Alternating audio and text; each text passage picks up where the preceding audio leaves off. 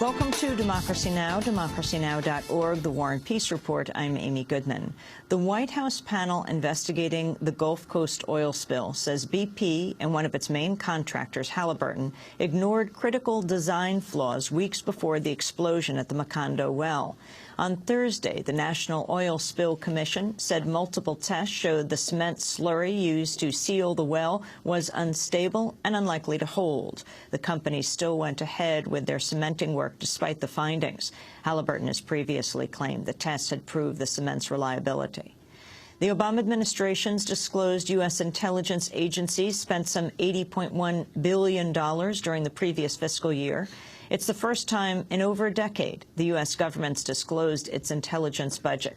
In a statement, the chair of the Senate Intelligence Committee, Senator Dianne Feinstein, said intelligence spending has reached an unacceptable high. A new government audit shows the U.S. cannot account for nearly $18 billion earmarked for the Afghan war. The Special Inspector General for Afghanistan Reconstruction says the government doesn't know how some $17.7 billion obligated to over 7,000 contractors has been dispersed. A Pentagon inquiry has found a senior official deliberately misled top military officers when he established a spy program run by private contractors in Afghanistan and Pakistan.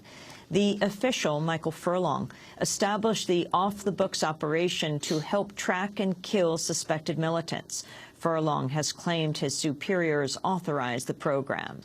In Indonesia, the death toll from a tsunami off the coast of West Sumatra has topped 400. Entire villages have been destroyed on the Mentawai Islands, and Indonesian officials say the toll could rise as more bodies are found.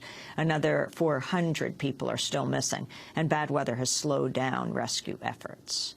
In Argentina, tens of thousands of people have gathered at the presidential palace in Buenos Aires for the wake of the former president, Nestor Kirchner. The 60-year-old Kirchner died from a heart attack this week. He'd been expected to seek another presidential term to replace his wife, Argentine President Cristina Fernández de Kirchner, next year. A number of South American leaders have flown into Argentina to attend Kirchner's funeral. Bolivian President Evo Morales paid tribute on Thursday. It's beautiful to lose your life after serving the people, and especially the poor. But it's sad to make those people cry. These people feel for their president.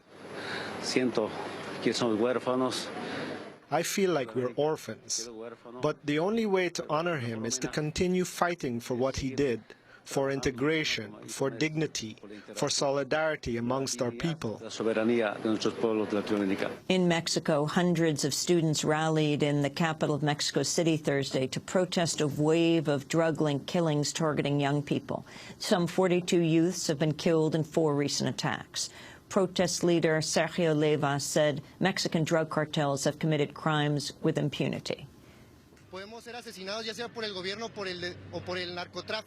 We can be killed either by the government or by drug traffickers. This is the greatest dilemma that we have. Can it be possible that in 6 days, 42 young people have been killed? In January, 15 died in Ciudad Juarez, and the only thing the government offered us was a tithe of justice with impunity.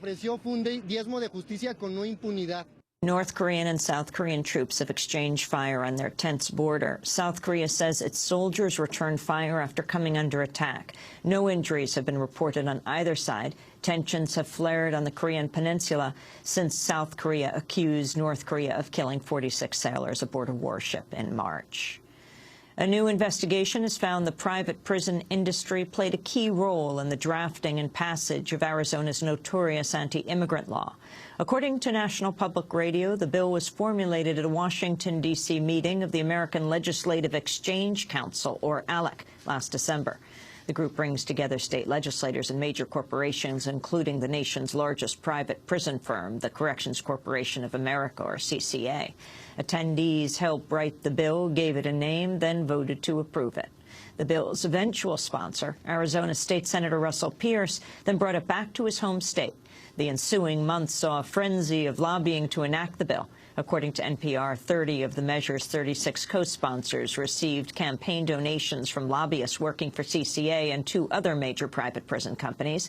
In an internal document last year, the CCA predicted contracts with Immigration and Customs Enforcement would bring in, quote, a significant portion of our revenues. A new poll shows nearly 2/3 of Latinos in the United States report experiencing discrimination fueled by anti-immigrant sentiment.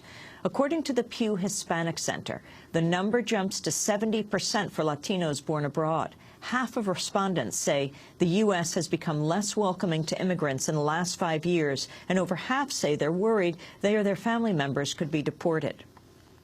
A new study says life expectancy in the United States has plunged over the last decade. According to Health Affairs, the U.S. now ranks 49th in the world in life expectancy, down from 24th place in 1999. The study authors cited what they called the United States' uniquely inefficient health care system as the primary cause. And former President Bill Clinton has acknowledged he tried to convince Democratic Congressmember Kendrick Meek to abandon his Senate bid. Polls show Meek is running a distant third behind Florida Governor Charlie Crist, an independent, and Republican frontrunner Marco Rubio. Clinton's spokesperson said the former president told Meek to drop out of the race and endorse Crist. Meek has denied receiving any pressure from Clinton. He's trying to become the first ever African-American to win a statewide vote in Florida. And those are some of the headlines. This is Democracy Now!, democracynow.org, The War and Peace Report. I'm Amy Goodman with Juan Gonzalez. And welcome to all of our listeners and viewers around the country and around the world.